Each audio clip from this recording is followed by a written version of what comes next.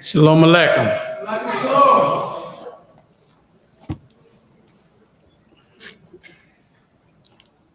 We come here this evening to hear from an elder, a noted elder in our community. And it's not rare that we get black scholars of this nature. And I just begin by telling you how I come into about this brother. And this is what's good about us networking. Elder David, one of our elders, Harris, called me excited about something he was hearing on WVON. And he was like, brother, he said, it's a guy on WVON, Perry Small's show. And he's talking the same stuff that you be telling us in the Knesset. And I was like, yeah, well, you know, I told you I'm not by myself. And, but it's something about that that has got us all messed up. And it has messed this country up, and it has messed the world up. And that thing is when we talk about race. And so a lot of times we know things, but we don't know things. All right.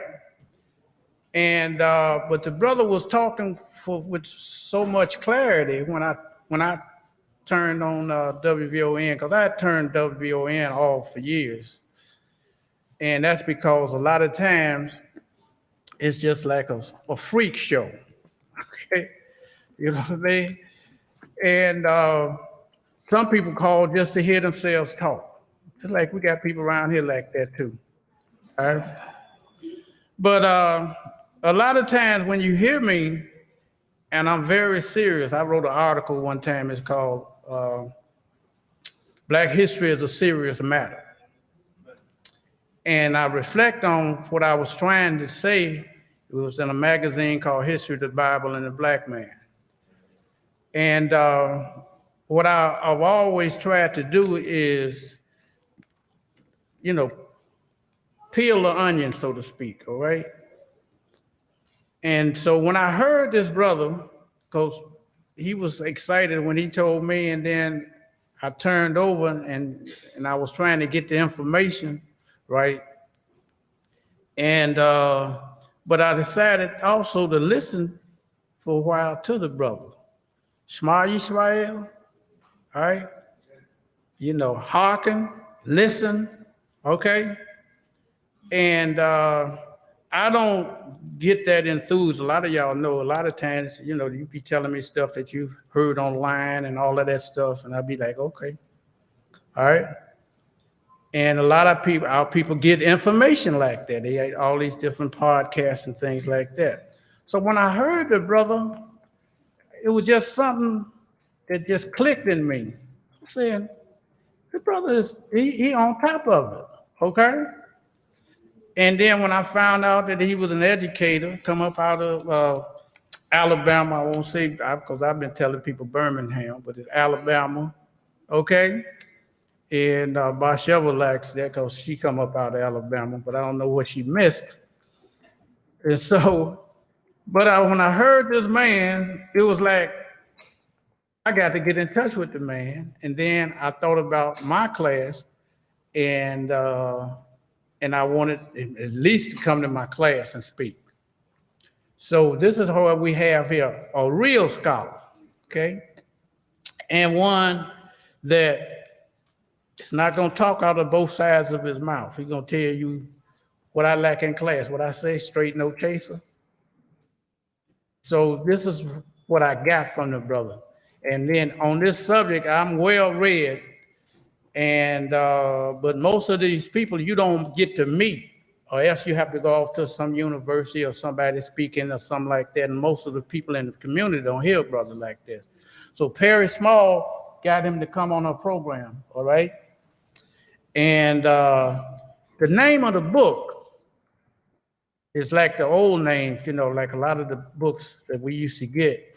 There's a title and a subtitle, but it was struck right to the point. And the name of the book, this is Brother John B. Davis, and it's called The Super Ridiculous False Narrative of Race. I was in Barnes & Noble. I had this book in my hand, and I had a book that I had told Rabbi I was getting him for his birthday. You better listen. And I had both books in my hand. It was like this. I saw the book that Rabbi had here, and I had Brother Davis's book in my hand, right? And then when I saw the book, because I had promised Rabbi I would get him a copy of the book, okay? And in the book was a thing about where the human race started. And it comes out of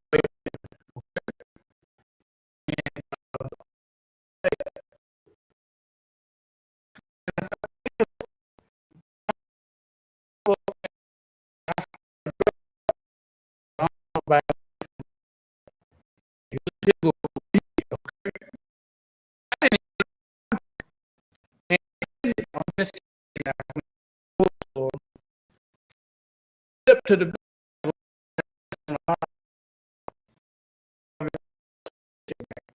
right?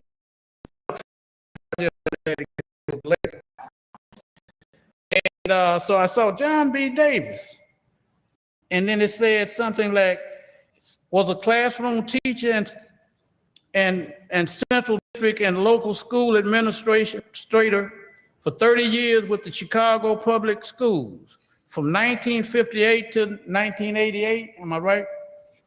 He served as a visiting professor and part-time instructor at Roosevelt University. I don't have connection with all of this. Chicago from 1971 to 1990. But it wasn't so much where he went to school at. I was just the small part of the presentation that I heard. It just clicked within me. And when I said, man, because most of our people, when it comes on this thing of race, we got a brother that, and I tell people all the time, they've had us, they actually wanted us to be, we were meant to be perpetual slaves. And so they had to come up with something systemic. And most of the times people ain't answer their questions because you don't understand systemic slavery. This whole thing, white supremacy, that is systemic. It ain't about whether you like this, like Trump, or whether you like black. And I don't like neither one of them, okay? So, but I would say they all use this thing on us, race. And so his book, The Super Ridiculous False Narrative of Race. And that's the way I look on race, all right? It's a false narrative. Ain't nothing but human beings on this planet. It don't matter about the color. They get us into all these things don't mean anything, all right? So, make a long story short, I said, I got to talk to this brother. So he gave us out his phone number over the air and stuff like that. And I called him immediately. And I was like, I heard your book and heard you talking about your book. And I think it's something that all of us should have. So it was like a love affair on the phone, okay? You're the right bromance. And so when, it was just something when somebody just click, right? It's like me meeting my wife, we just clicked. And this girl, I will always say, she lived right over the next street from me, all right? And so this was like what happened with Brother Davis. And so I was like, no, we got to have him. And then I talked to the book. asked him how much the book was, and he said, I'll send you a copy. And I said, well, I got to send you the money, all right? And he said, no, I'll send you a copy. You know, I said, well, I'm going to send it to you soon as I get off the phone with you and get all the information. I'm sending it. And within a day, I think it was Friday, I had the book. And at first, I started reading the book. And I was like, because I always skim first. And I said, man, this dude, I think, had about 13 chapters here. And so when I saw the highlights of each chapter, I was like, wait a minute. This is a great reference book. And so I was like, I couldn't put the book down. I went to bed, was trying to sleep. I'd get back up, get on the book, get on the book. I said, no, we got to get this book. And so we got him here today, and I'm gonna let him come in his own way to you. And when he's finished, I guess he might take a few questions. So have your questions ready. Somebody told me they had a bunch of questions. If you haven't read the book, I bet you will after you hear him. So without further ado, he is a friend and a scholar, and one that we can meet. Please rise for him and give him his greeting.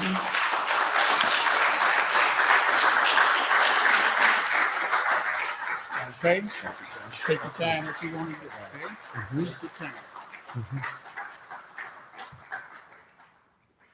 Good afternoon.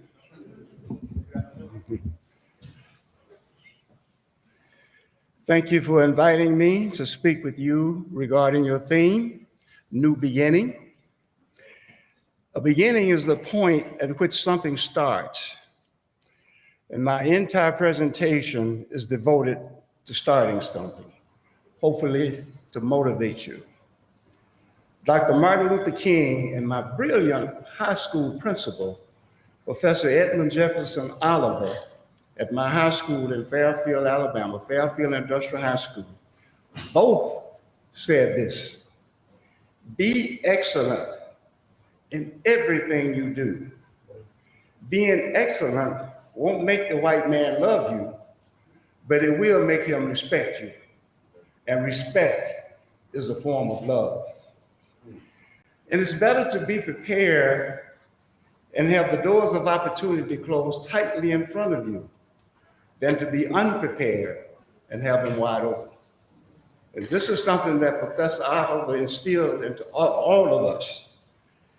There's something psychological about being unprepared and having the door wide open. You can't walk in because you can't do the job. But if you are prepared, you can walk in just about any place. And I like what James Brown said. I don't want nobody to give me nothing. Just open the door and I get it myself. If you're not reading books, magazines, newspapers, or other reading material, start. That's your beginning. A person who knows how to read and does not read is no better off than a person who doesn't know how to read. There's a reasonable explanation why there was a law against teaching slaves how to read and write. Slave owners knew that if slaves knew how to read and write, they would learn to follow the North Star to freedom. And they would learn about the Underground Railroad. Or they would learn about the Stono Rebellion of 1739, sometimes called the Conspiracy of Cato's Rebellion. This was the largest slave uprising ever staged in the 13 colonies. In the colony of South Carolina on Sunday, September the 9th, 1739, a day free of labor, some 21 slaves under the leadership of a man named Jimmy, J-E-M-M-Y. They gathered, and many members of the group were seasoned soldiers, either from the Yamasee War or from their experiences in their homeland of Angola, where they were captured and sold and had been trained in the use of weapons. They gathered at the Stono River and raided a warehouse-like store called Hutchinson's. They executed the white owners and placed their victim's head on the stores on the front steps for everybody to see. They moved on into other houses in the area, killing the occupants and burning the structures, marching through the colony towards St. Augustine, Florida, where under Spanish law they would be free. As the march proceeded, not all slaves joined the insurrection. In fact, some resisted and actually helped hide their masters. Now start remembering that everybody who is your skinfolk is not your kinfolk. And a relative by blood may also be an enemy of the spirit. And they say that blood is thicker than water, but I remember plenty of times when water was there and blood wasn't. And Thurgood Marshall said, a black snake will bite you as readily as a white one. And don't listen to a lot of rhetoric, because I see so well what you do that I cannot hear what you say. Examples are Clarence Thomas, the black Supreme Court Justice; Tim Scott, the black senator from South Carolina who voted against the John Lewis Voting Act; and the confirmation of Katanya Brown Jackson, the first black female Supreme Court Justice. So go figure that out. More than 40 whites were killed at the Stono Rebellion. The colonists rallied and killed most of the rebels, although some reached Fort Mose and freedom. For senior citizens, reading engages the brain.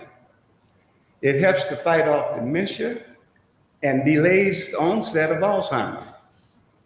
Either you use it or you lose it. Fast reading reduces comprehension. And with my book, there's 629 pages. You're not going to do too much fast reading. Either you use it or you lose it. Encourage our kids, especially the boys, to read. A 2014 study by the Campaign for Grade Level Reading found just 14% of black boys read proficiently by the 4th grade, compared with 42% of white boys. Some studies attribute that gap to teachers not connecting with students, books lacking diverse, relatable characters, and a lack of resources in some schools and homes. But remember, parents are the first teacher. Start a book club. Your temperament, your early experiences, your current life circumstances all affect the neurotransmitters in your brain and how they communicate. Your neurotransmitters can be retrained. One of the ways to do this is by exercising. If you are not, start. A 30-minute walk every day is enough to impact your mental health. Studies have shown that exercise is as effective as medication or psychotherapy in reducing symptoms of depression. Swimming and water aerobics are also exercises that you can do no matter your age. I do water aerobics 2 days a week. I ride a stationary bike once a week. I do stretching exercises twice a week and lift hand weights. You must keep your body in shape. Start exercising if you're not already exercising. And work as a team. Maybe you already work at a team, but if you don't, start. Consider this. On May 28, 1953, Sir Edmund Hillary was the first man to climb Mount Everest, which is the tallest mountain in the world at 29,028 feet. At the time, it was a magnificent achievement of human daring and endurance, culminating an era of crossing oceans, penetrating continental interiors, and reaching the ends of the earth. But here's the 411 for you. In order for Sir Edmund Hillary to be the first man to climb Mount Everest, it took a team of 397 people. 12 climbers, 35 Sherpa guides, and 350 porters. In fact, one of those guides probably reached Mount Everest before Sir Edmund Hillary, but you won't read about that. He didn't accomplish the feat by himself, and we can accomplish an awful lot if we don't care who gets the credit. I will close this part of my speech thusly. Why study history? The chronicle of historical events teaches us bit by bit about civilization, human nature, and its consequences. Imagine two men after a centuries-long journey in time. One was asleep all the way while the other was awake. The latter witnessed every triumph and calamity, learned where beauty flowered and where it died, watched the greatest and the most glorious fights of good against evil.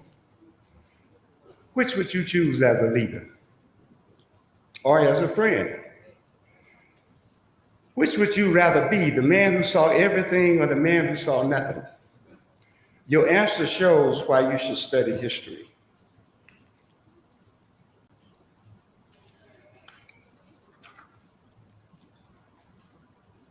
The title of the book, The Super Ridiculous False Narrative of a Race, and those of you in education know what I'm talking about. I'm sure you do, brother teacher.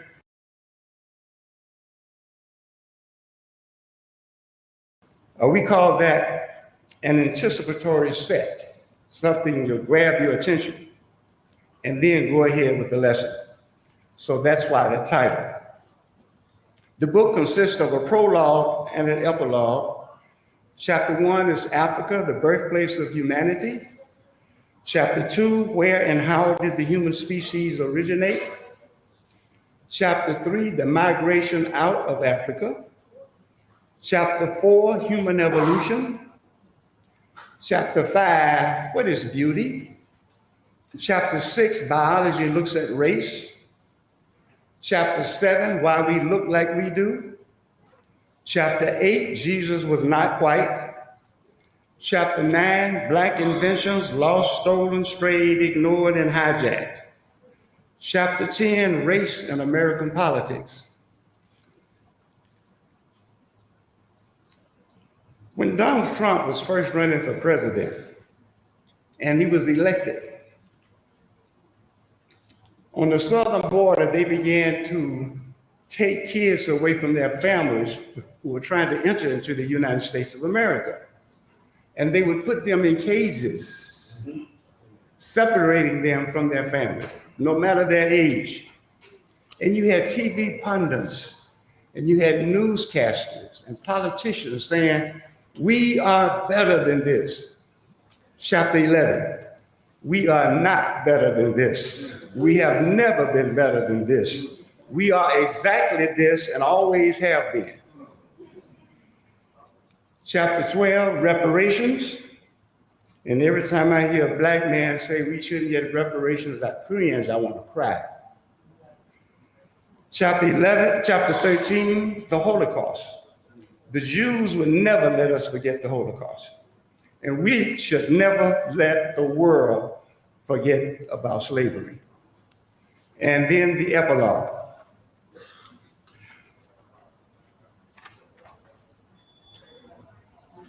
Merriam-Webster Collegiate Dictionary defines each one of those words: super, ridiculous, false, and narrative. I'm not going to go through those definitions, but that's where I got them from, and they were spot on. They were really, really accurate. They were accurate. When we look at what happened with our ancestors in terms of slavery, and talking about Africa and what happened, that word race, like Brother Rabbi was saying, is spot on in the dictionary, because what it does is that the use of the word race causes some deleterious effects a reaction to race that's caused the entire human group much suffering, death, loss of human potential, hatred of others and self, suicides, ungodly behavior, loss of unity across group lines, absence of coalition building, leads to hurtful laws and across group lines. Slavery was the law in the United States. Little understanding of how the world works or how it began is a perverted and skewed view of the world and self, and extreme ignorance of the history of the origins of human beings.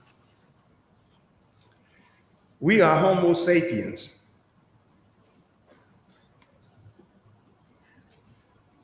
There's no such thing as a black race and a white race and a brown race and a yellow race.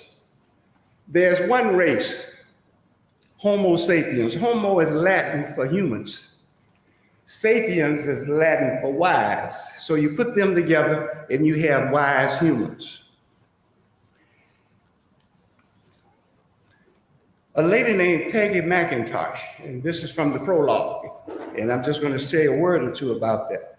A white lady, and she wrote a book, and in this book she talked about how she had profited from white privilege, and she made just one of them. I wish a race to be in the company of people of my own race most of the time. And of course, we can't do that. We cannot make an arrangement like that. When I complete the census questionnaire and get to the requirement of completing the blank that says race, I write in Homo sapiens.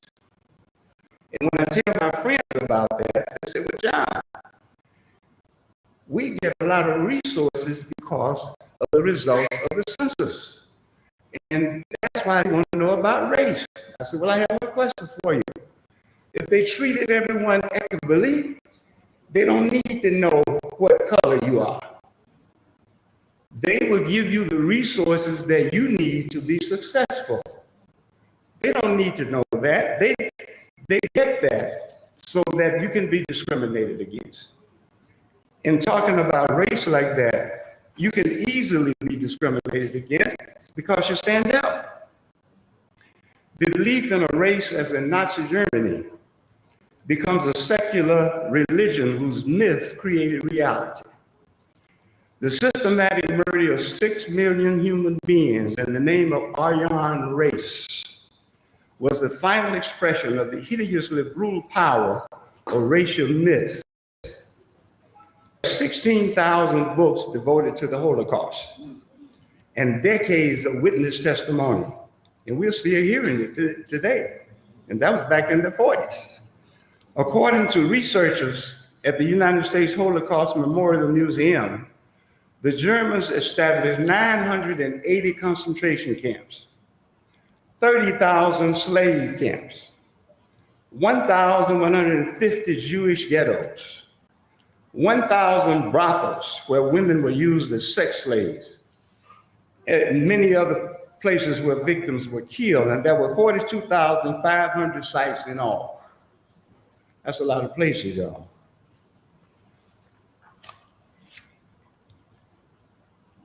It has been said that facts are the enemy of bigotry.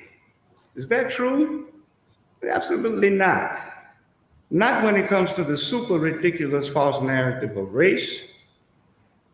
This country is chock full of white supremacists. And they can know the facts, but the facts don't matter. Vladimir Donald Trump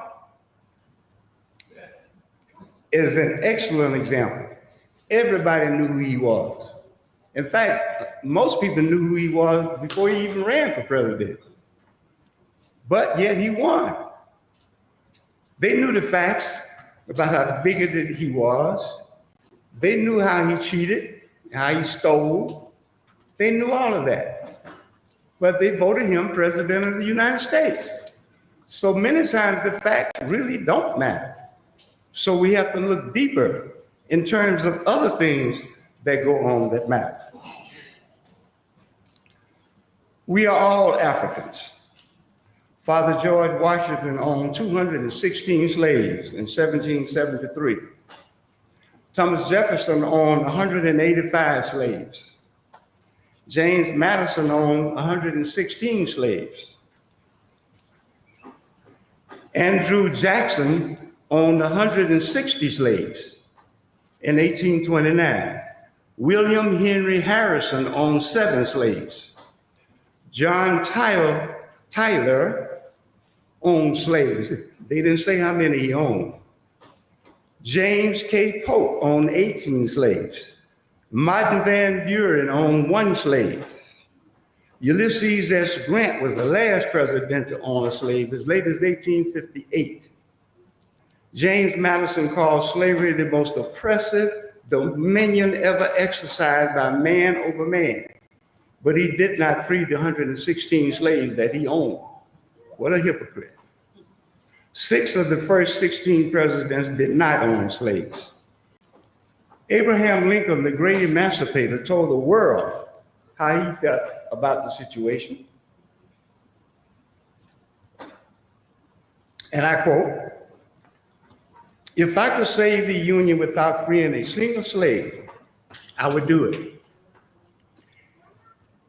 I say then that I am not, nor ever have been in favor of bringing about in any way the social and political equality of the white and black races. That I am not, nor ever have been in favor of making voters or jurors of Negroes, nor of qualifying them to hold office, nor to intermarry with white people. And I will say, in addition to this, that there is a physical difference between the white and black races, which I believe would forever forbid the 2 races living together on terms of social and political equality. And inasmuch as they do remain together, there must be the position of superior and inferior. And I, as much as any other man, am in favor of having the superior position assigned to the white race." End of quote. That's the great abolitionist, y'all, Abraham Lincoln. When I worked as a community and parent coordinator in District 8 on the west side of Chicago, Dr. Henry Springs was our superintendent. A lady who lived right down the street from Whitney Young Magnet School came to my office one day and said, "Mr. Davis, I tried to get my son in Whitney Young and they wouldn't let him in." See, there was a quota system. You would have X number of blacks, X number of Latinos, X number of Native Americans, but you could have almost any number of whites because they're trying to keep whites into the system, to keep them from moving to private schools in the suburbs. She said, "I enrolled my son and they turned him down." So I said, "Come here.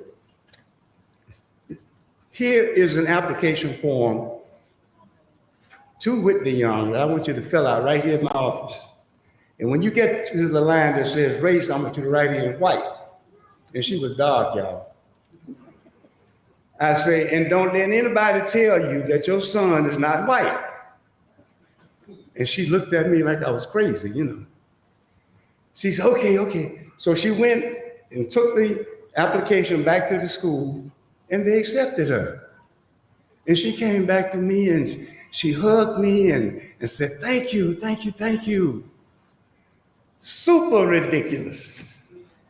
If they had room for him now, they had room then. And anyway, every school should be a magnet school. Every school. Why give all these resources to Walter Page and some of these other magnet schools, and the neighborhood schools are dying? The super ridiculous false narrative of race. Chapter 1 in the book, Africa, the birthplace of humanity. And I like to quote County Covenant when he said, and I quote, "What is Africa to me? copper sun or scarlet sea, jungle star or jungle track, strong bronzed men or regal black women, from whose loins I sprang when the birds of Eden sang, end quote. Africa is the second largest continent in the world, second to Asia. And when Donald Trump was in office, he called Africa an S-hole country.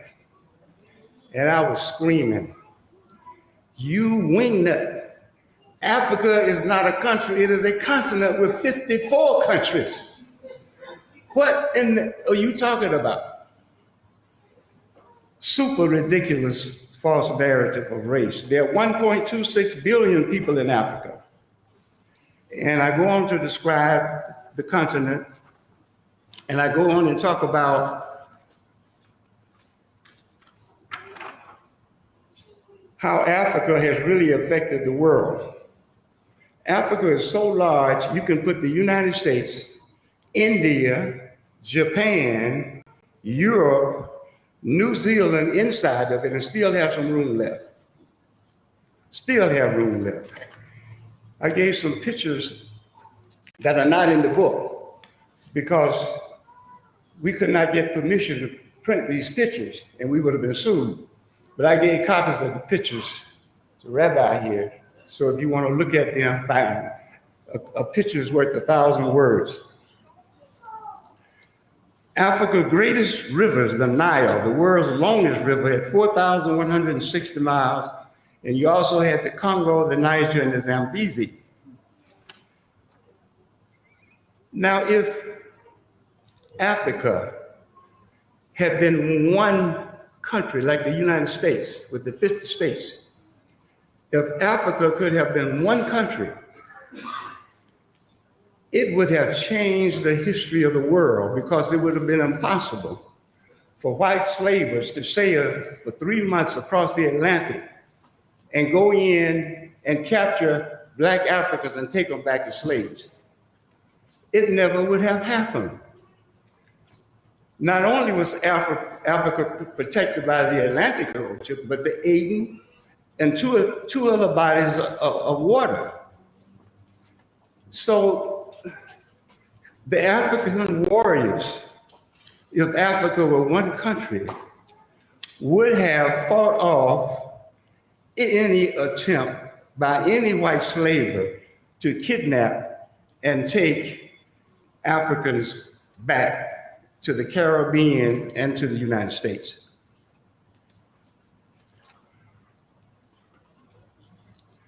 According to discoveries in the Great Rift Valley in Eastern Africa, stages of men, of Africans, of Black people, have been around for 11 million years. In other parts of Kenya, they found remains that show that Africans have been around for 3.5 billion years. And I'm going to get back to that a little bit later on. The Africans who inhabited Africa, the birthland of humanity, didn't look like us. They looked like some of these pictures that I put into the folder there. If you go back to 6 to 7 billion years ago, you have the Sahelanthropus shadensis. And then if you go back to 2.5 million years ago, you have the Australopithecus africanus. And if you go back 1 million years ago, you had Homo erectus.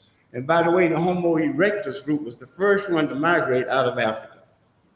If you go back 50,000 years ago, you had Homo neanderthalensis. And if you go back to 10 to 30,000 years ago, you have us, Homo sapiens. But we evolved over time. We didn't look like we look now.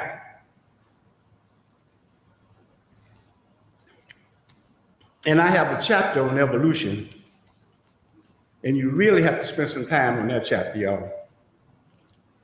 Yuval Noah Harari wrote in his book, A Brief History of Humankind. And what he did, he listed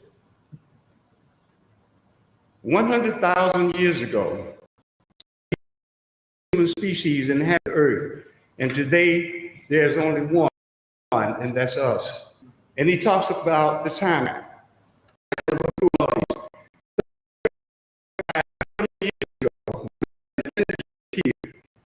That began the physics, atoms, chemistry.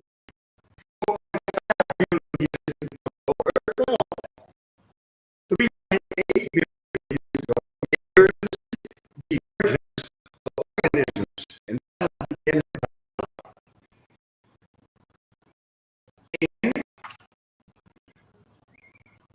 6 billion years ago. We had the last common grandmother of human and chimpanzees, and she is called the mitochondria Eve. She is the mother of everybody who ever lived and who's living right now. So I'm not going to go through all of this, but that speaks to the beginning of life and the beginning of man.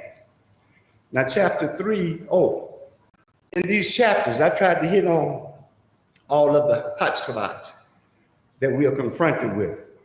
But chapter 3, the migration out of Africa, like I said, Homo erectus was the first one to leave Africa.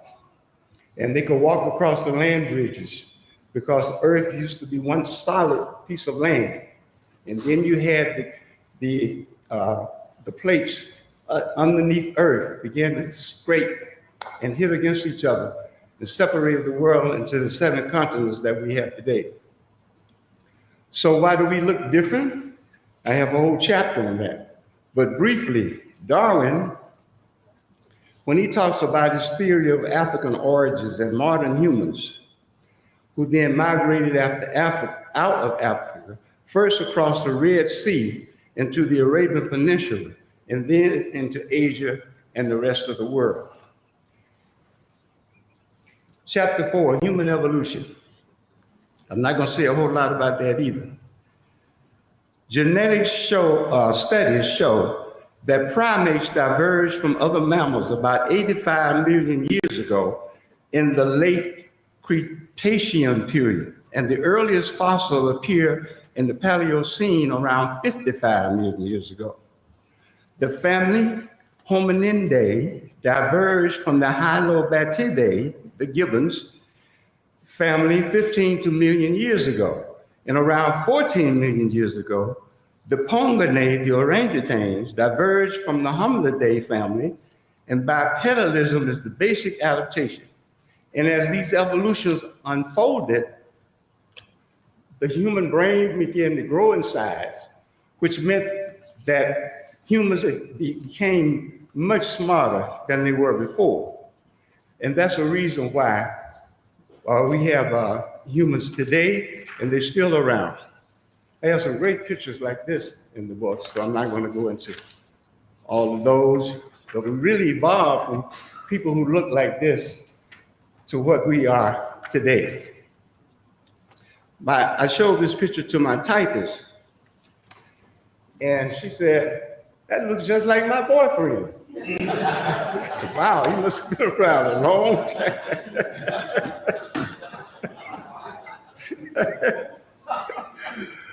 Also in evolution, the Tower of Time is beautiful. John Gertrude put together, and it really folds, but in order to put it in the book, I had to cut it apart. But it shows in plates like this, pictures, and they're easy to follow. The first form of life on Earth was this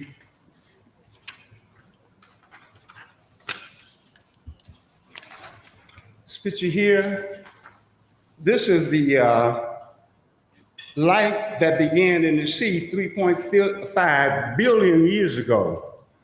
It represents a crucial step in the development of life on our planet, the point at which single-celled organisms began to coalesce into more complex multicellular life forms for the preceding 3 billion years, equaling 4 more of these time columns.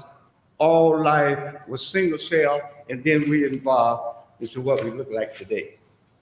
That would be very, very interesting reading. Chapter 5, what is beauty? You know, the people, 95% of history was written by white men.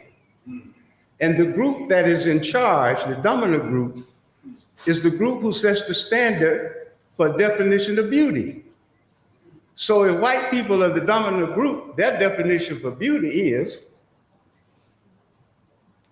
first of all, your skin gotta be white. Secondly, you gotta have a thin nose.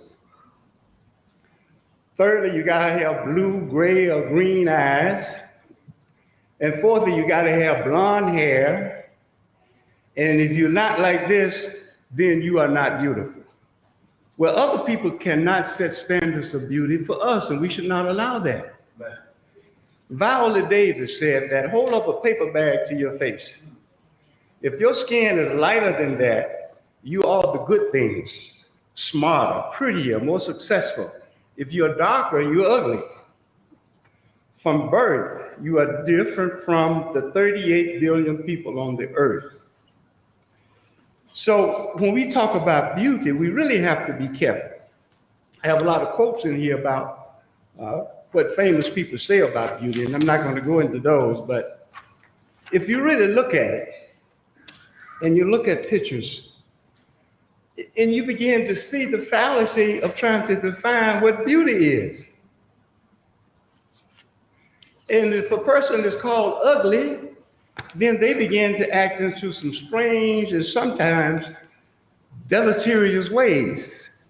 And a lot of that goes into self-hate and not liking or loving who you are and what you look like. So we have to define our standards of beauty, y'all. Start with our kids when they're like this. Don't let anyone call you ugly. No one. Chapter 6, biology looks at race. At a UNESCO meeting in Moscow, and UNESCO stands for United Nations Educational, Scientific, Cultural Organization. They had a meeting on August 8, 1964 in Moscow. And they brought all the anthropologists in, the ethnologists, the biologists, and they talked about race. They came up with 12 definitive statements. And I'm not going to read all those statements. But what they found out, and let me read this one to you. Number 6, in man as well as the animals, the genetic composition of each population is subject to the modifying influence of diverse factors.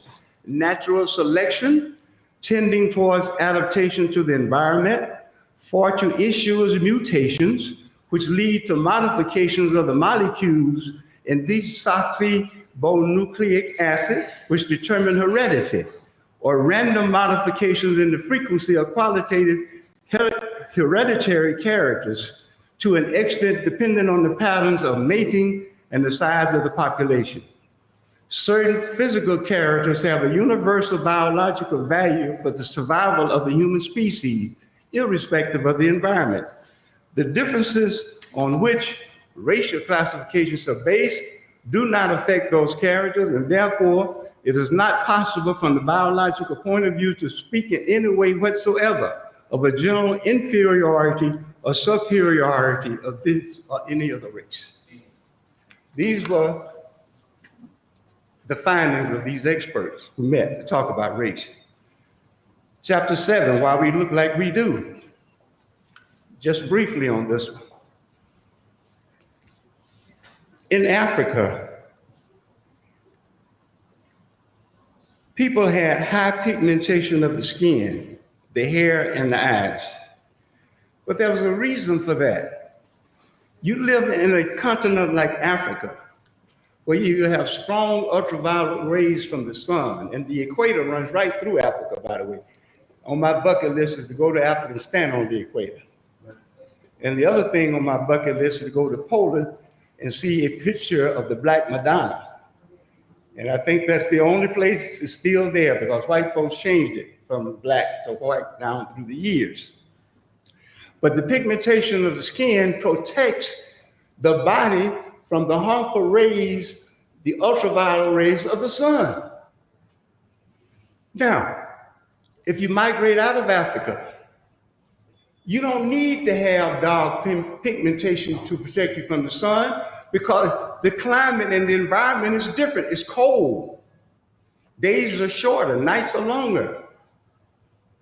So if you're going to survive over years, like Darwin said, the survival of the species is not the smartest person, nor is the survival of the species the most fitted person. The survival of the species is being able to adapt to change.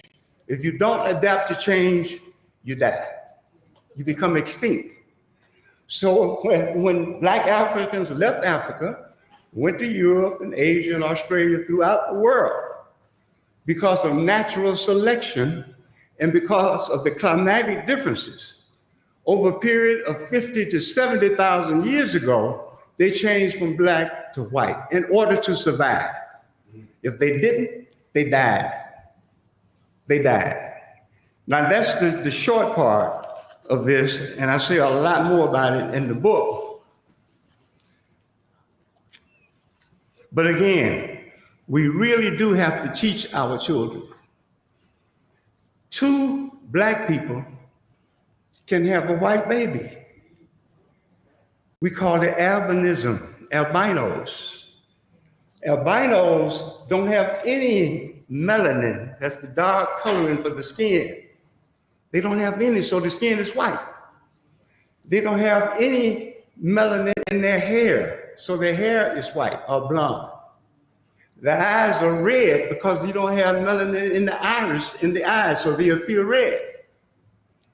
So what the bigots and the haters did, trying to explain albinism, they call them white Negroes. Isn't that stupid? Negro is Spanish for black. How can you be white black? Super ridiculous, false narrative of race. And I have a lot more pictures in here that really spell that out. Chapter 8, Jesus was not white.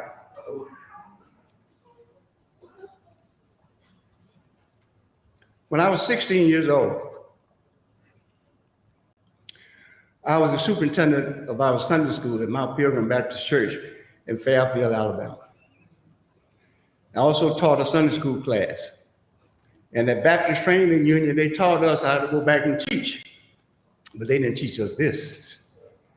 They did not teach us this at all. If I had known then what I know now, my classes would have been the fullest and the most interesting classes in that church. Because if you really research it, if you really go back and look, and on this chapter, I have 91 references that you can go back and find out things. You can verify some things and throw some things out. But do your research, read. On the ceiling of the Sistine Chapel, Michelangelo had a magnificent drawing. They call it one of the greatest triumphs of the beauty of art. Now, this is what Michelangelo did. When he painted those beautiful pictures, his family was the model. Jesus was either his brother or his uncle. And then Eve was either his mother or his sister or his cousin. But he used them as models when they painted that picture. But that's a lie. Jesus, Mary were not white. All the people in the world at this time were black because they were in Africa, and that's where life started. And there's no doubt about it now. None. So over the years, and when I walk into a church, and especially a black church, and I see a picture of a white Jesus on the wall, I just shake my head. And I tell the preacher, y'all need to do something about that. Jesus was not white, not at all. So we have scientific reasons for why we look like we do. Joseph Eckers Lowry, the civil rights icon, famously said, "Help us work for the day when black would not be asked to get back, when brown can stick around, when yellow will be mellow, when the red man can get ahead, man, and when white will embrace what is right." And we're still working on that. I'm going to skip a lot of the stuff that Dr. LaRue Dillard talked about. This is the picture of Jesus that we should have hanging on our church and our walls, or some similar picture. It might look like this.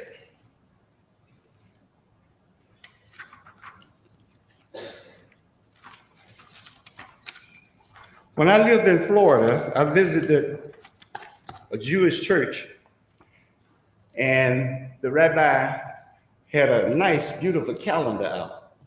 And this calendar is not as good as yours, not as beautiful as your calendar is. But his artist had some pictures when they talked about the mixed multitude. They had some pictures that were really outstanding. And I asked him, I said, "Rabbi, may I use these pictures in my book?" And he said, "No, you can't use them." I said, "Please, the book is going to be a hit and people are going to read about it all over." And he said, "No," and he refused. But I gave you all these pictures anyway, so just don't try to sell them.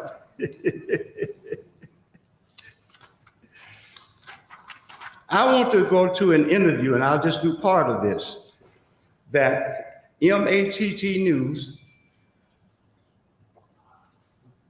which is the Afrocentric voice of the internet, and Dr. LeGrand Clegg is the one who runs it. So the following interview with Professor George Hagen on religion. Professor George Hagen was one of the experts on the history of religion. He teaches at the California Polytechnic Institute in California. So the first question, MAAT, Professor George Hagen, why don't I just start with the question before us? Was Jesus a black man? Professor George Hagen, yes, unequivocally and beyond a shadow of a doubt, Jesus was a black man, and there's much evidence to substantiate this. However, before I discuss this evidence, I would like to consider in some detail who Jesus was and to focus on the history of Christianity, because Jesus' blackness would not be fully understood or accepted without this background. Okay, just who was Jesus? George Hagen. That is a very difficult question to answer, for Jesus was and still is many things to many people. To Christians, he is part of the Godhead, the Son of God, the Son of Man, the Prince of Peace, the Word made flesh, the Messiah of Jewish expectations. Hence, through his trials, sufferings, temptation, death, and resurrection, he provides the remission of sin. Okay. He provides for the remission of sins, redemption of life, eternal, for those who follow his teachings and accept him as their personal Savior. Now, this is the one that blew my mind. To me, he was one of the world's 16 crucified saviors. When I used to give speeches, I would have a line in there, talk about something that's ridiculous, and I would say there's a reason there's been only one Jesus. Boy, was I wrong. 16. The first one was Horus, Horus, in 4100,000 BC. And according to most ancient beliefs, he was the first crucified savior at the time of Judas Christus, Christ the Anointed, in the pre-Christian era. In essence, the life that Jesus purportedly led, the activities in which he engaged, his teachings, his trials, and sufferings, and eventual death and resurrection are identical to those of Horus and Osiris, two ancient Egyptian gods, and the other 14 crucified saviors. This point of view, though potentially shocking to the mass of believers, is nevertheless common knowledge to scholars. So Jesus and the belief system that he represents are thus a reappearance of one of the most beautiful ideas of the ancient Black Africans of Tamari, now called Egypt, which represented the eternal Father by the ever-coming Son as the child Horus. This was the child of a mother who was the eternal virgin, the doctrines of the incarnation, the Word made flesh, the virgin birth, the resurrection, the Father God, who is identical to his own Son, and other doctrines believed to be specifically Christian, were Egyptians long before there was even the concept of Adam and Eve, Judaism, or Islam. That blew my mind. And he talks about the beginning of religion, the African mystery system, which was like a college that taught people about religion. They taught them about the crucified saviors, and it was passed down. Now he goes into the mystery system. I'm not going to go too much about that. I'm going to skip over.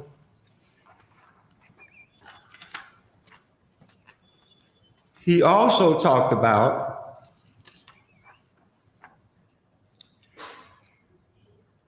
changes that were made in the Bible. He said that there have been 18 books that have been taken out of the original Bible. 18, including the Book of Mary, including subjects about reincarnation. It seems that the Bible was subject to dictators who were running countries, that they tried to take over the religion so that they could control the people. So they made a lot of changes. So the Bible we see now is nothing like the original Bible. Okay, he also talks about MAAT said, why do you think that it's important for Black people to know that Jesus was a Black man and that Christianity is of African origin? Professor George Hayden. I feel that this information is critical to the self-esteem and the future Blacks around the globe.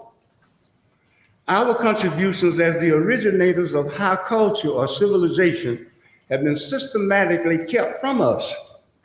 Our inventions, our philosophies, our religious concepts and systems have been stolen, co-opted, distorted, adopted, and then used against us. We as a people must begin to assert ourselves and to reclaim our history and our science and become knowledgeable about who we are, whence we came, and where we are going.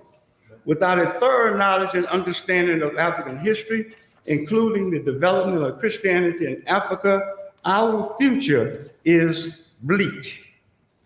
So I'm going to end that one right there.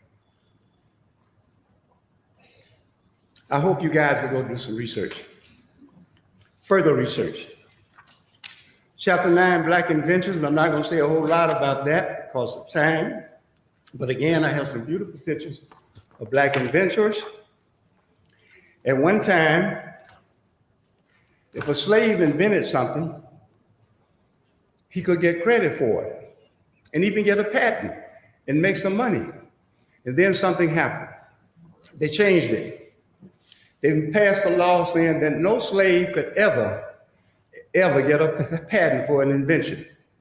And sometimes, a couple of years later, they said even the master couldn't get a patent for it. So we had a lot of inventions that were stolen, that was lost, and that were not accredited to us. In this book, and at my 8-year-old grandson's school, they have him read this, and I'm not going to read all of this.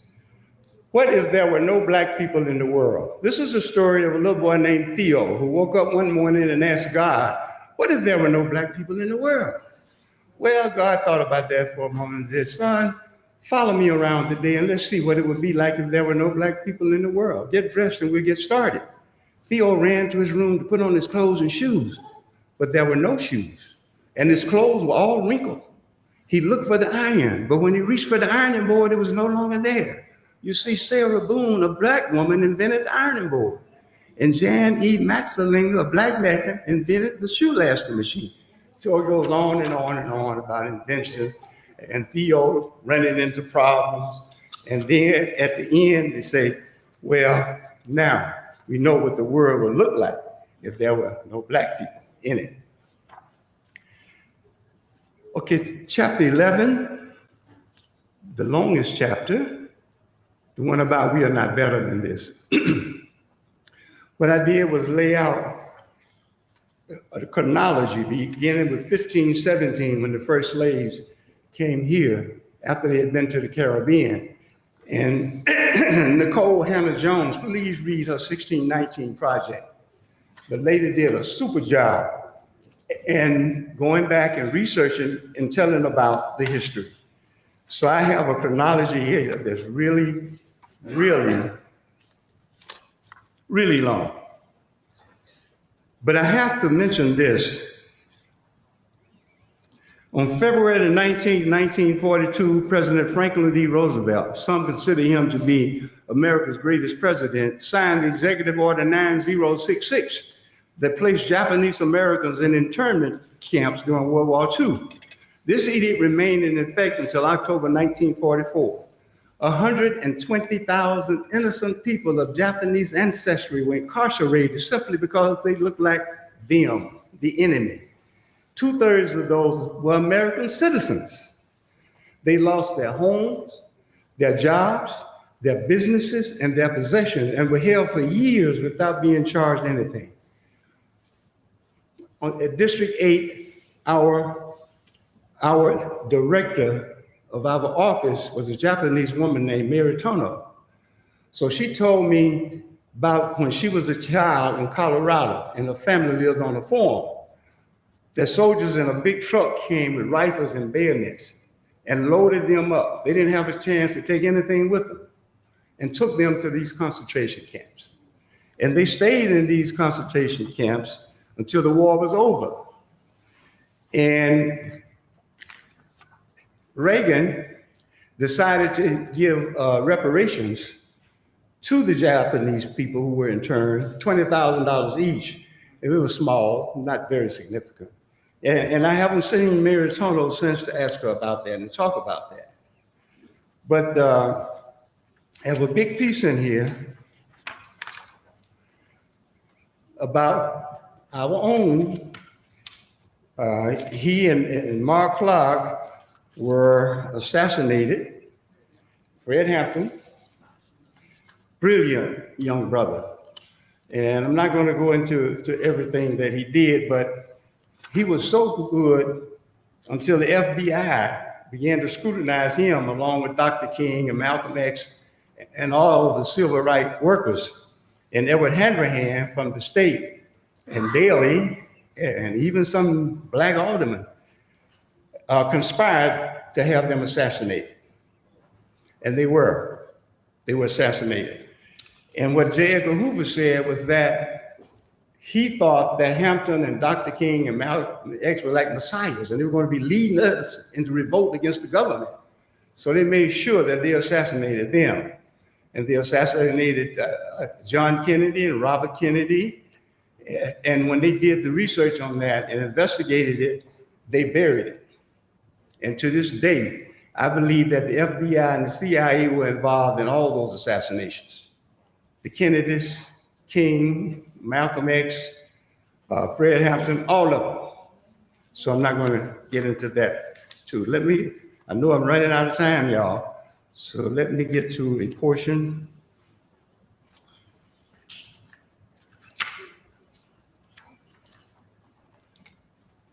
Dr. King said, and I have to do this quote, and I quote, "For well now 12 years, the struggle for basically a struggle to end legal segregation has been a struggle to end legal segregation. In a sense, it was a struggle for decency. It was a struggle to get rid of all the humiliation and the syndrome of deprivation surrounding the system of legal segregation. And I need not remind you that those were glorious days. It is now a struggle for genuine equality of all levels, and this will be a much more difficult struggle. You see the gains of the first period, of the first era of struggle, were obtained from the power structure at bargain rates. It didn't cost the nation anything to integrate lunch counters. It didn't cost the nation anything to integrate hotels and motels. It didn't cost the nation a penny to guarantee the right to vote. Now we're in a period where it will cost the nation billions of dollars to get rid of poverty, to get rid of slums, to make quality integrated education a reality. And he goes on to talk some more about that. But Dr. King was a brilliant man. And I cried when he was assassinated because I knew that there was no one else to really take his place at that particular time. Just a wonderful man. What this country needs is a Truth and Reconciliation Commission. You see all these white supremacists talking about critical race theory. You can't teach it. Make the white kids feel bad. Wingnut, bad is not a feeling. Bad is not an emotion. And you are really crippling these kids for not knowing the history of the United States of America. Well, slavery is history of the United States of America. And so all of the things that they're trying to do, and Mark Twain says something, a lie can travel halfway around the world before the truth puts on its shoes. The truth shall set you free. And we need a Truth and Reconciliation Commission. And consider this, and I'm going to finish with this point. There are 4.7 million searches every year for Jesus Christ. The Pope gets 2.95 million searches. There are 49 million searches for Kim Kardashian. Ms. Kardashian has 26.3 million likes on Facebook. Jesus has 5.6 million. The Pope has 1.7 million. What's wrong with that picture? I don't know the author of this poem, but I'm going to close with this poem because I think it's spot on. This poem sums up everything that I have said. It's called The Cold Within. 6 humans trapped by happenstance in black and bitter cold. Each one possessed a stick of wood, or so the story is told. Their dying fire in need of logs. The first woman held hers back. For the faces around the fire, she noticed one was black. The next man looking across the way saw one out of his church and couldn't bring himself to give the fire his stick of birch. The third one sat in tattered clothes. He gave his coat a hitch. Why should his log be put to use to warm the idle rich? The rich man just sat back and thought of the wealth he had in store and how to keep what he had earned from the lazy, shiftless poor. The black man's face bespoke revenge as the fire passed from his sight. For all he saw in his stick of wood was a chance to spite the white. And the last man in this forlorn group did naught except for gain. Given only to those who gave was how he played the game. The logs held tight in death-still hands was proof of human sin. They didn't die from the cold without. They died from the cold within. Thank you.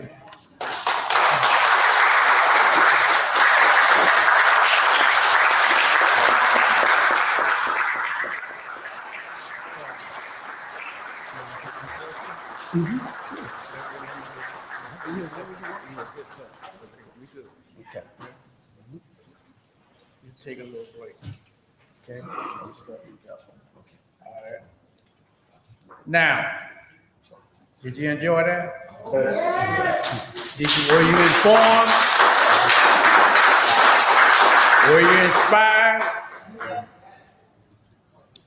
I'm glad to see y'all. I teach the same stuff that y'all have heard there, and some other people will tell you I've been doing this for years, right? I know Jaffa Hayden, okay?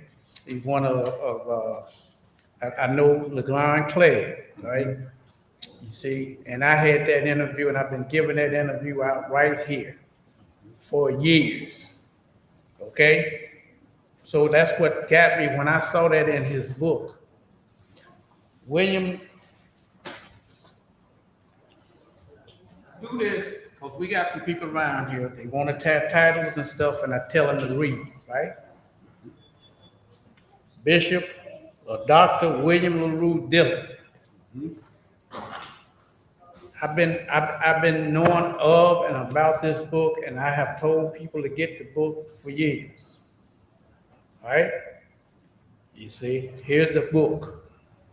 All right? You can get it. Somebody last week in my class, I think, and they Googled it up. Oh, here it is. Here it is. All right? So that's why I don't be, it's hard to get me, because I already know this stuff. And what do? Do I share? Huh? Do I hide it under a tree and don't say nothing? Do I cherish it? I got it. You don't have it. I share it. Right? So when you get, this is what we were actually looking for, race vindication. If you want to use race, that's the only way to use it. But now, if you understand it, a lot of people think, oh, Moshe don't like white folks. Don't lie. I don't spend a whole time about it, okay? You know, I'm so busy loving us as human beings, then I don't have time for that stuff, because I know that's all for a setup, all right? So you can get that, I give it away free. When you give money in there, you ain't giving me no money, right? That's for the Knesset. That's not going to Moshe. Anybody want to dispute it? Because I love what I do, and that's why people around here, you can't beat me doing it, because I love what I do. That's my mission. All right? So all of this stuff, you got people right here won't even come into my class. You always talking about, look like you talking about white folks. Yeah, I don't, look here, I talk about Negroes too, and you can use the other way you talk too. Because you have been taught to hate your own kind.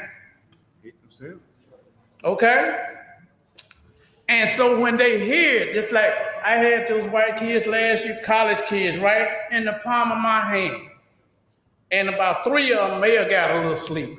And one of them was a brother. And he said, no, I was listening to you, brother. Okay?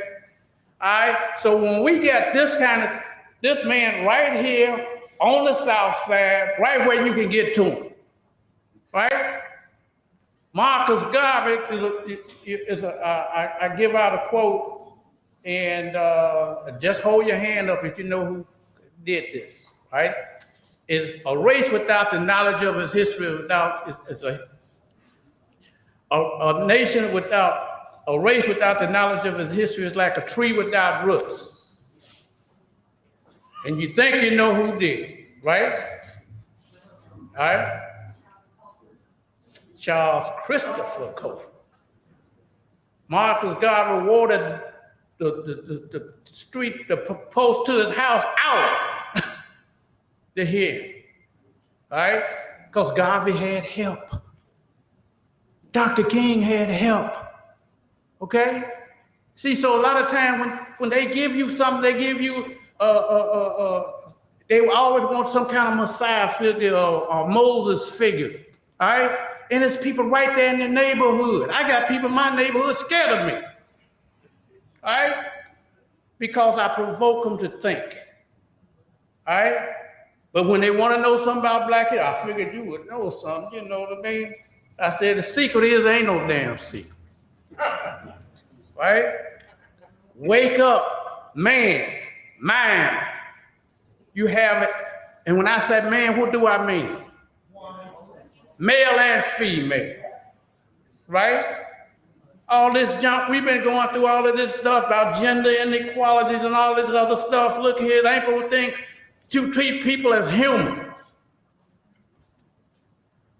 Then, I like Isabella. You know, I don't like to use it, but Homo sapien, all right? But see, like now, the Darwin thing done turned from Homo sapien to Homo sapien sapien. And that's all they did was say, if a wise man become a thinking man. That's what it means. But you be thinking like it sounds like it's such, it's so intelligent. So these people that rule, they know this stuff.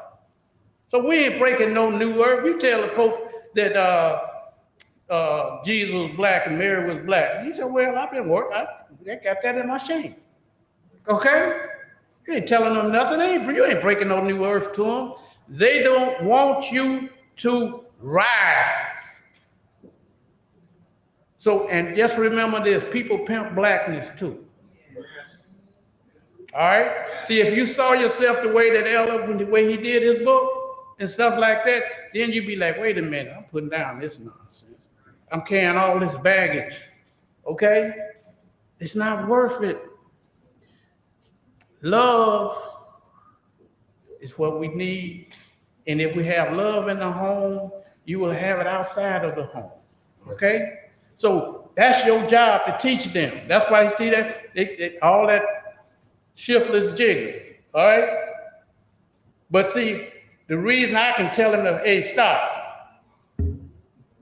See? You know why? Because he gonna respect me, right? You see? I was listening and I was your size. That's why I can stand up here today. Elder, he said when he was 16, and certain stuff came to him, I had this before I was 16. Ain't that much difference in our ages, okay? All right, so I want you to thank you for thanking him. Thank Miriam for my little gift, okay? You know, I told you would enjoy it. And now if you got some questions, okay? Ask some questions, all right? Go ahead. All right, I don't want too much personal stuff.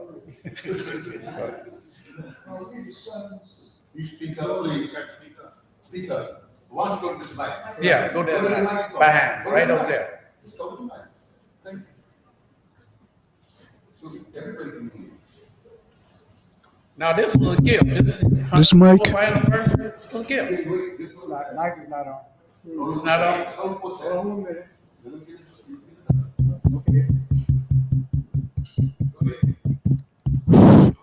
Can't hear. Talk loud. That's all right. Okay, I can. Oh, yeah. See that? There we go. Let me speak my voice. Go ahead.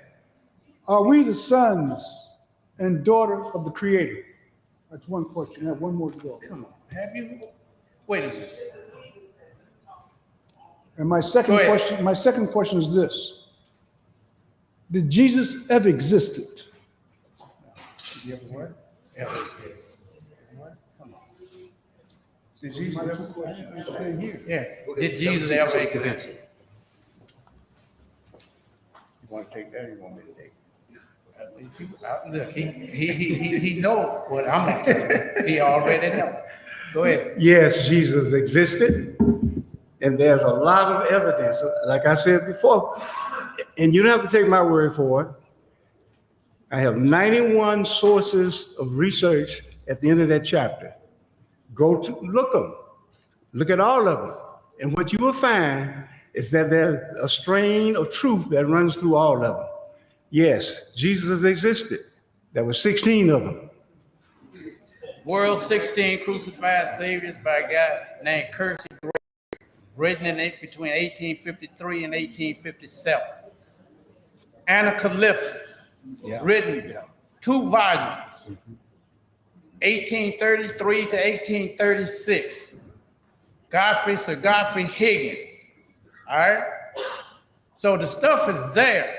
You got the people to tell you, I put you on the road forward, all right? So go out and check me, because y'all know you ain't gonna believe me. So those were white people saying this.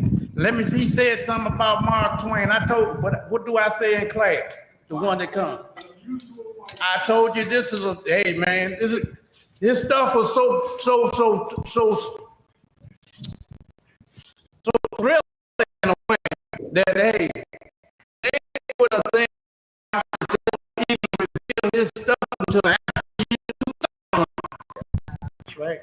Okay, so when you want to read a person like Wood Reed, right? He tells you these are they call them atheists and stuff, but that's the label they put on. They said they were free thinkers, and he told you everything the white folks say.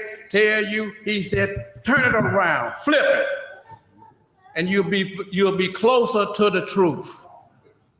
Okay? All right, so Elder, go ahead. And then you need Thomas. Go ahead. Oh, I'm sorry, sister. Now, you want a question?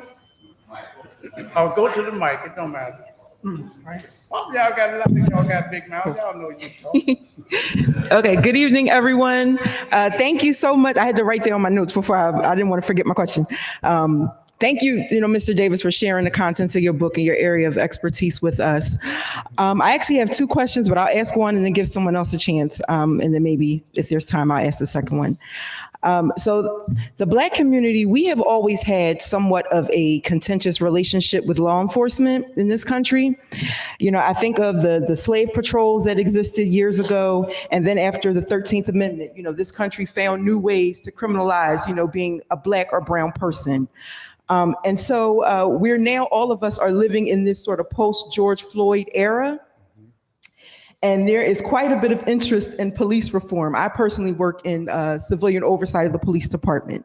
And so I'm curious to hear your perspective on the relationship between Black and brown communities and our police departments, and whether you think that that relationship can change, and if there's any benefit to trying to change that relationship. Go ahead, Al. Want me to take that? Mm-hmm.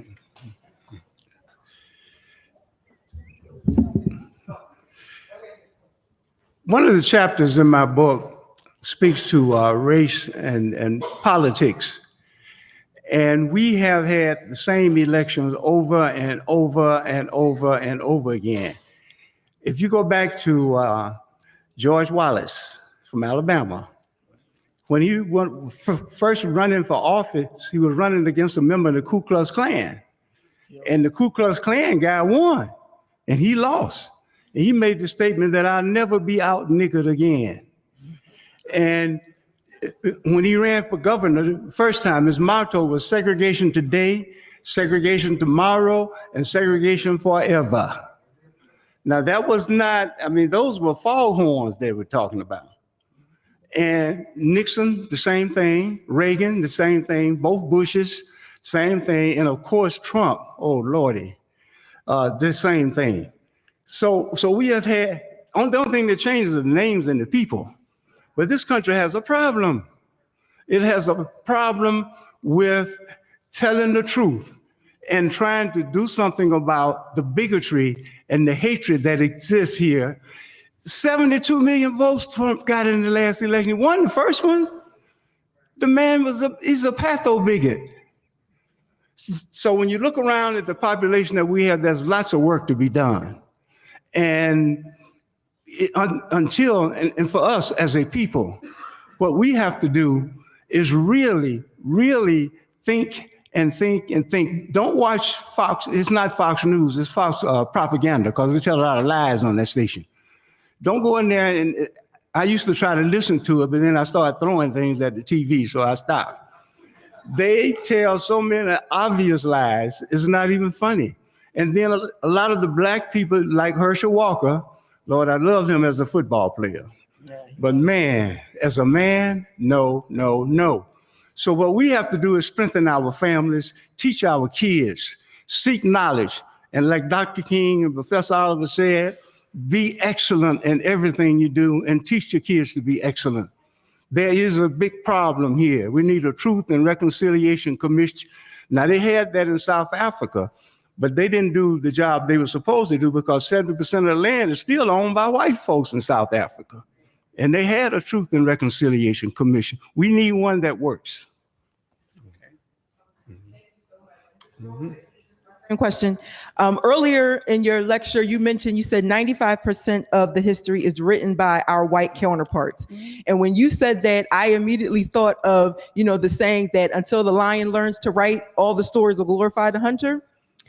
And so I just was wondering if you could, because like a few years ago, there was this Hidden Figures movie that came out, and a lot of us were just talking about how, in school, we didn't learn about those things, and so I'm just curious, can you talk a little bit about how important it is for Black and brown communities to sort of own our own narrative and tell our own stories, and the danger of relying on some of these predominantly white institutions to educate our children?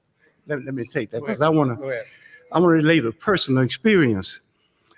I spoke about Professor Olive, who's the principal of our school in Fairfield, Alabama. He was principal from 1924 to 1968, 44 years. De facto and de jure segregation. Blacks couldn't go certain places, couldn't live in certain neighborhoods, couldn't ride the bus to up front. You had riding back behind a sign that said white and color, Jim Crow thing and all of that. His daddy was a school principal back in the 1800s, and his mother owned her own school in the 1800s. So Professor Oliver convinced the white school board, with the white school board president, to allow him to inculcate Black history year-round as a required course. I'm talking about 1924, y'all. Teach. And guess what? The white school board said, go for it. All of us who went to Fairfield Industrial High School from 1924 to 1968, the school was burned down in 1968, had 4 years of Black history. A required course. You had to go, and not only did you have to attend, but you had to pass it. So we put out, and I don't have time to go through a whole lot of stuff, but Richard Arrington, the first Black mayor of Birmingham, was in my class. And I can just take off names of people who were in the Civil Rights Organization from our school. Black history is a necessary item that needs to be put in all schools. Dr. Carter G. Woodson started out with 1 week. Now it's a month. It should be 9 months. And when I talk to school superintendents and principals, I say, you don't need okay from the school board for your faculty to get together and organize Black history year-round. You can do that. You can do it. Don't put up barriers that don't exist. It is crucial. It's critical. Okay. Tomas, you got a deep voice.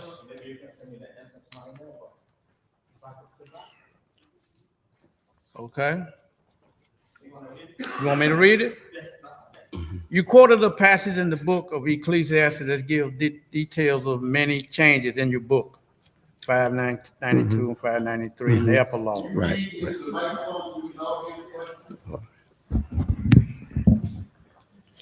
You quoted a passage in the book of Ecclesiastes, Kohelet, that gives details of many changes. Isn't it the fact that we Blacks never make time to treat white supremacy the way they have treated us as a people, despite we both practice a lot of religion in this country, but not much Christianity? In our case, it would be this way of life from the Tanakh or Judaism, he said. Were you advocating Christianity knowing that it is the religion of white supremacy which makes them a people without a soul, in my opinion? What changes can we start taking to dismount such a horse, as you mentioned on page 593, and quote, when the horse dies, dismount, or are you advising that we should dismount the horse of Christianity that promotes racism? The key question is, will such change be better for us if the rider dies instead of the horse, since there is no, since there is a time to die? All right. Okay, go ahead. What I was saying in the epilogue was that it is a tremendous act to try to turn around the super ridiculous false narrative of race. And I put in the book a section on change. And in that section, I said that change is like trying to change a tire when the automobile is in motion. Change is like trying to nail Jell-O to the wall. And when the horse dies, dismount. So look beneath that it's a difficult thing, and you can't change other people. The only person you can change is yourself. So look inward. Ask yourself, why do I respond to people in situations the way I do? And what is there about me that I can change so that other people around me can change? All you young ladies and young men out there looking for the man of your life to marry, to make you happy, you will be disappointed. No one can make you happy, and no one can make you sad. In fact, no one can make you anything. Anybody else on the sister side? Nobody? I got you down. Go ahead. I was listening and I was enjoying what you were saying. It sparked a question. Now, when you talk about Darwin, theory of evolution, you might be familiar with E.G. Calhoun's Wikipedia, which is one of the best books I've ever read. Mm-hmm. And his take on how we interpret history is one of the best books that I've experienced. Mm-hmm. Now, in Wikipedia, he does not believe in the concept of Noah and the three sons replenishing the earth. Mm-hmm. He believes closer to what you were saying, that man came out after, and therefore he began to adapt. Darwin, he wrote this out before Darwin. Darwin got this from him, because we know that the books that were published, the Arabs, from the time of, I'm just going to say that, and I don't want to get lost.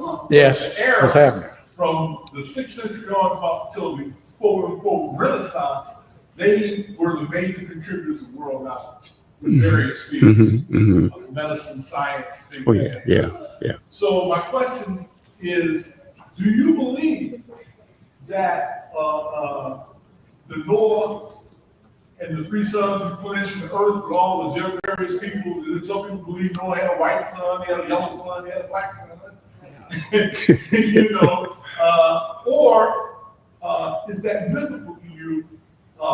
And we have an interpretation of that may not be scientifically in allegiance with like what Calhoun was, and those guys were talking back then.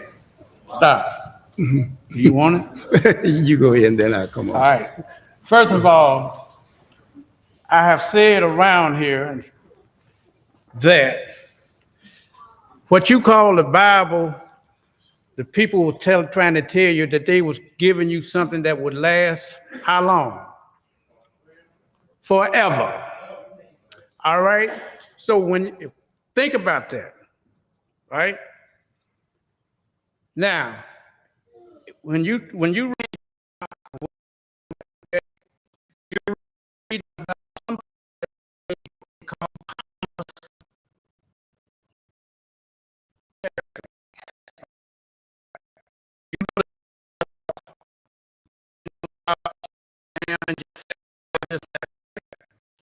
you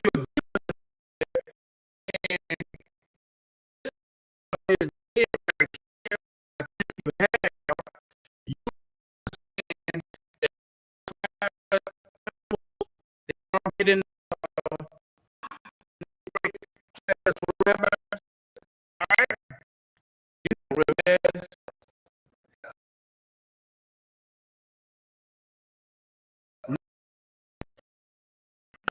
understand a lot of things are not. See, this is what most people do. You try to take something literal. All right? It's all right if you can tell me about yesterday, but not talking back way back in time. That's not literal. So you have to, it's like a writer. He has a license. Okay? In other words, the ability to, hey, I can play with this. He'll put it in the form of like, that's what we were taught.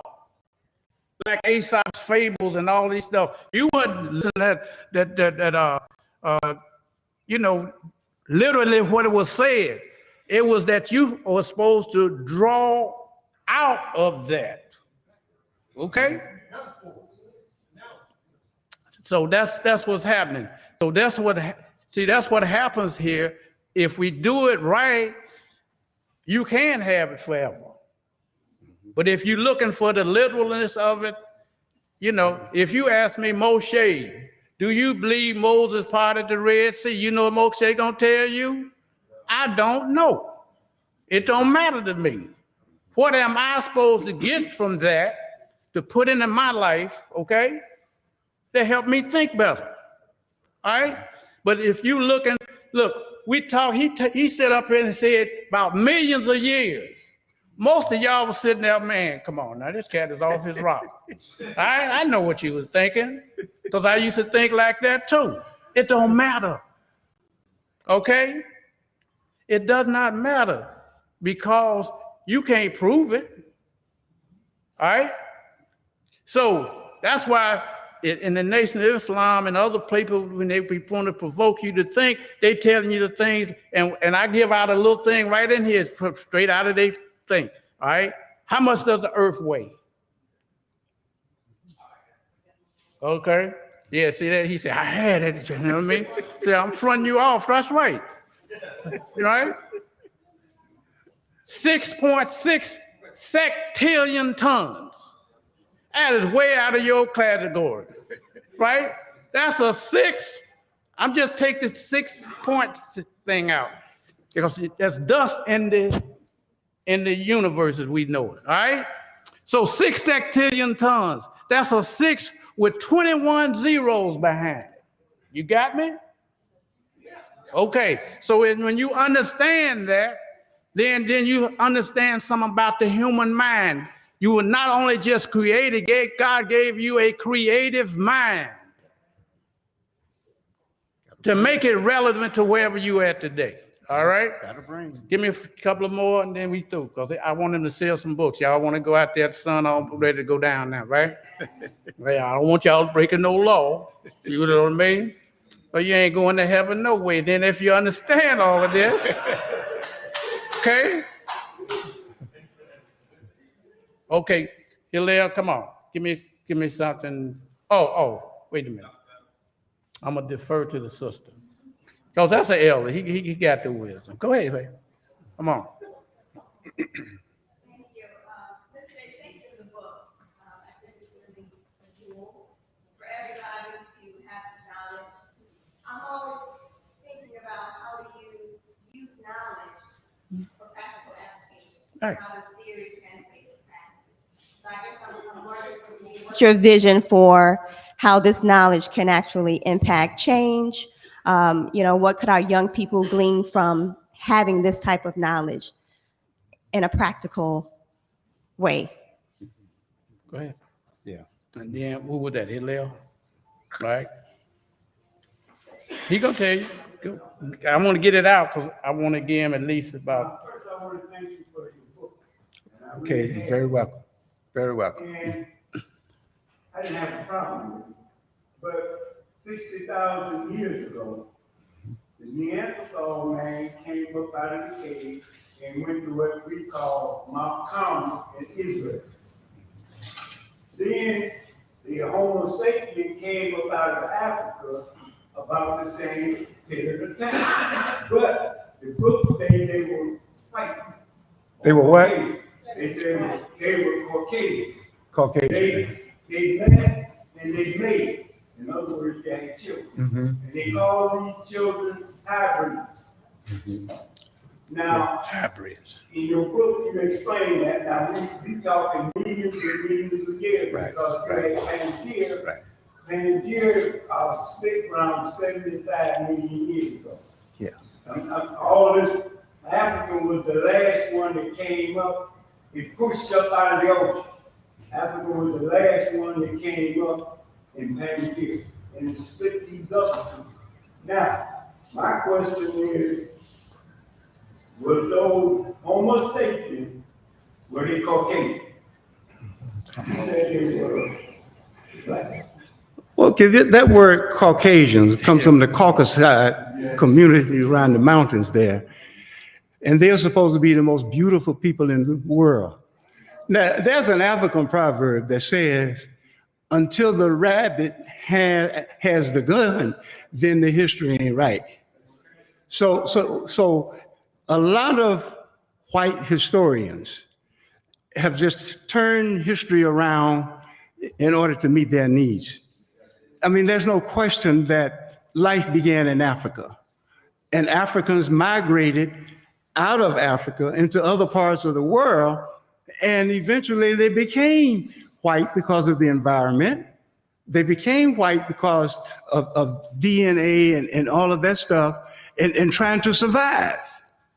So when people throw false stuff out there, like they talk about, well, how come if philosophy and physics and all that stuff began in Africa, how come black people are so far behind? Well, all the people are black. The white guy you're talking about came from Africa. All of everybody who's living now and ever lived came from Africa. And yes, it's true. The universities and all of that started in Africa. The first pope was black. Oh, everybody was black. So it's a matter of survival when we talk about people moving into another environment, another climate. If you don't adapt and change, you die. So when somebody throw up to me, when they start talking about white people and how superior they are, I said, man, he came from the same place you came from. Like when DeSantis, I used to live in Florida, and when DeSantis was running for governor, Gilliam, who was the mayor of Tallahassee, was running against him. And DeSantis put on TV and on radio, when he would say something, he would end with, now don't monkey this up.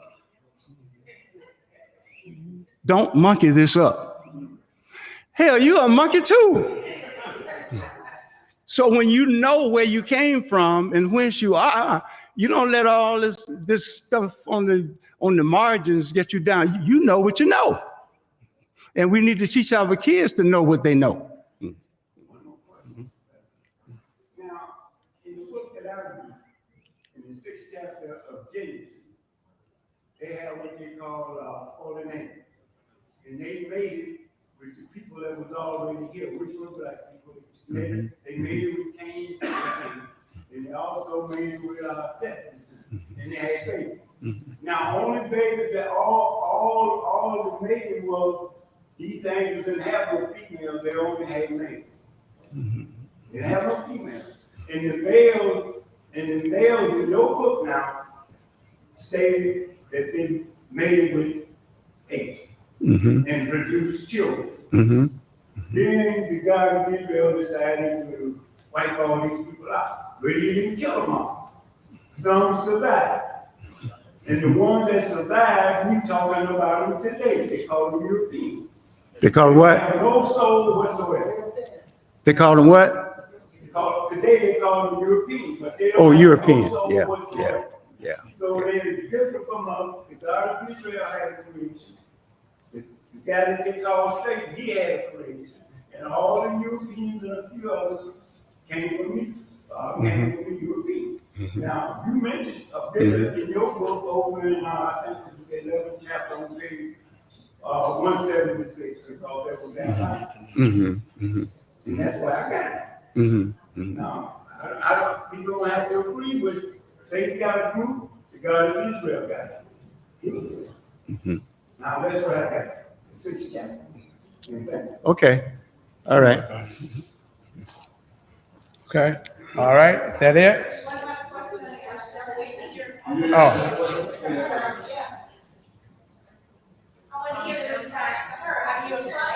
Oh, okay, what was it? What? Yeah, say it again. Oh, pragmatic, What? about making knowledge pragmatic, okay? In other words, away from the theories and all that, okay? What can you draw from this, all right? How do you use it? It's easy, all right? It's easy, all right? Look, first of all, you've been sold a lot of junk, right? And we have even within Israel too, okay? So first stop, all you, with these guys here, you see, is that we got to teach them, right? But now you can't go on, oh, he didn't like that. Like, you know, like, oh, he don't eat that. So I won't, you know, look, the best example that your children have as to how to put this stuff into motion is watching your behavior. See, we always want to be I tell you in class, but I say everything in the universe is within you. All right? So if you do it right, they won't fall too far from the tree, okay? All right? So put that in them, all right? You got to let them know that they are not inferior to nothing on this planet. God said if man has done it or did it, then it can be done. All right? So this is what we put into them. But all this other stuff, decoration on the cake for us and all of this stuff, that's why they use myth. Why do we believe that rabbits lay eggs? You know, you say, I don't believe that. I know it. You shouldn't, right? Because you've been in the laboratory and you saw that rabbits don't lay eggs, okay? So with all of this, you know, reindeer that can land on the top of my house, all right, and come through my chimney. I'm living in the 15 stories, okay? If you get on that chimney, that's the incinerator, right? So you know what's going to happen to Santa, all right? So all of this stuff, what I'm saying, Shoshana, is this. You already got it. It's well within you. Educe ray. What did I say? That's an education. All right? So you educate yours. You the first teacher. Okay? You see, hopefully the man will help you. All right? But to apply it into real life, you see, because you captivated with America. All right? So y'all don't want to do nothing that's against what America. America is want them to act a fool, so they can build more prisons, right? So with you got yours, and my mama used to say, "Hey, every one of you done had children, all right? Now you say, oh, I got to take you to your granddaddy. I got to take you. You know what I mean? No, you and that man, whoever you want to make it, put it in them. This is what you're gonna do. All right? Tell them. See, we don't want to do that no more. This is what you're going to do. We need this. He and I was talking about the police, right? Look, we need police, right? So don't be putting it down, oh man, you just start with the white man, this and that, you know what I mean? But that same Negro will kill you, okay? If he's not taught right properly. So the pragmatic thing is you institute, right? You see, oh, I gotta watch television. I see my kids, they used to come in, now first thing I say, you got any homework? No, Dad, you know what I mean? See, but I told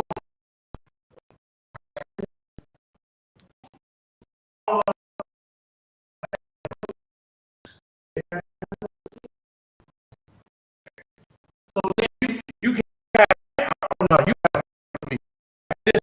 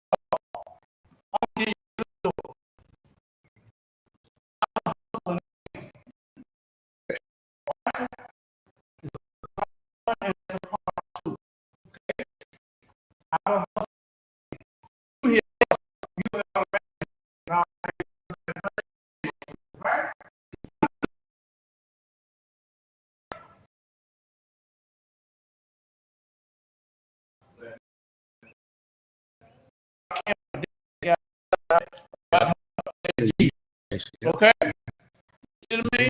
And what is he don't know what he is. Right? You know, men dressing up like women. But look at stuff that they used to wear. You see, oh, that's nothing. This is not this gender. You can't call it I'm not. Even in school now, even that, right? You gotta watch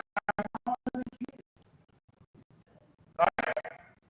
So where did this stuff come from? That's when they dumb our kids down. Right? So we gotta watch how they eat stuff, and they ain't satisfied. Nothing. Right? I told you. Set them up, put them boxing gloves on. And get hit upside the head with a 16-ounce thing. You know what you're gonna start doing? Talking, not fighting. Okay? If you ever been hit upside your head with a 16-ounce glove, right? Then you'll learn to talk. Right? So that's what I'm saying. Put it into, that's what you institute. I'm sorry, you first teach it. That's what you do. Instill that in them, and then they're going to shine like new money. Yeah, at the ball in the home. Parenting is the most difficult job in the world. It's more difficult than being president of the United States. Kids watch what you do. That's why I put that quote in there about, I see so well what you do, I can't hear what you say. You tell them they shouldn't smoke, and as you tell them, you puffing. You're wasting your time. You tell kids you shouldn't drink liquor, and you got a beer in your hand. They're watching you. Behavior speaks volumes much more than words. I used to work social center at the Hendrick School over on 43rd Street. During the summer, they had 2 shifts. The first shift was 9 to 3, and the next shift was 3 to 9. I worked the 3 to 9 shift, where kids could come and we supervise them in football, baseball, basketball, jumping rope, playing softball all day long. They cut the program out, by the way, all day long. So one day, my helper and I, Derek, we close at 9 o'clock, we close the grounds down, everybody leave, go home. We don't want anybody snatching you off the streets, being kidnapped, go straight home. It's getting dark. So one day, when I was getting ready to take Derek home, he was my teenage helper. He was going to Dunbar at the time. We saw one of our girls sitting on the curb with her hand like this. She was about 9 years old. And I actually remember her name, but I'm not going to call it. I went up to her and I say, you got to go home. You can't sit out here like this. It's getting dark. It's dangerous out here. And she said, Mr. Davis, I live right across the street. And my mama says, if my shade is down, I can't come into the house. The shade has to be up. She was in there with her man. Derek and I hugged her and said, come on, show us which apartment you live in. And she did, and I knocked on the door. And she came to the door. And I say, don't be surprised when, again, I know the girl's name, but I'm not going to call it, when she gets knocked up when she's 15 years old. Don't be surprised. What are you talking about? I introduced myself, told her who I was, and that she was setting a terrible example for her little girl. And I said, if you can't see the wrong in that, I don't know what's going to happen to, what do you think is going to happen to her? And she broke down. And from that day on, this little girl was not sitting on the curb. She went home. Okay. I'm going to close it off. I'm going to close it off and give them a little time, because what time y'all starting back about 7 o'clock? Right? Sipping some, okay, whatever. 7 o'clock sharp. Okay, well, anyway, give him a few minutes to those that wanted the book earlier, and you can get him out there and he try to autograph you a copy, okay? But if you will, just stand with me and repeat this after me, okay? And so we are an African people. We will remember the humanity, glory, and suffering of our ancestors and honor the struggle of our elders. We will strive to bring new value and new life to our people. We will have peace and harmony among us. We will be loving, sharing, and creative. We will work, study, and listen so we may learn so we may teach. We will cultivate self-reliance. We will struggle to resurrect and unify our homeland. We will raise many children for our nation. We will have discipline, patience, devotion, and courage. We will live as models to provide new direction for our people. We will be free and self-determining, for we are an African people, and we will win by the way of one God, one aim, one destiny, and one love.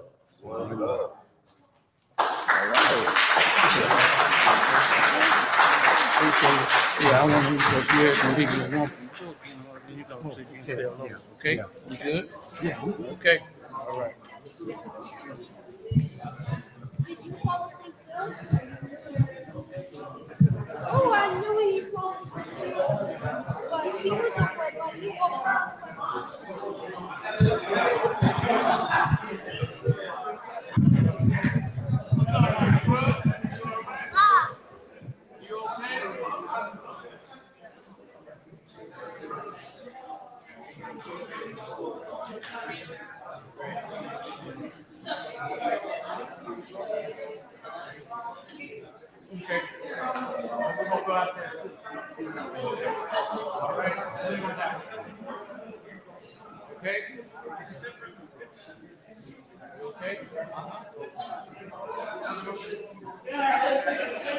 Ah.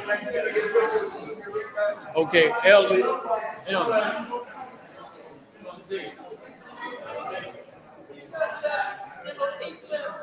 We're gonna put it in the middle, and then I'm gonna take. So you go first. You're gonna put it for me, then we go that one.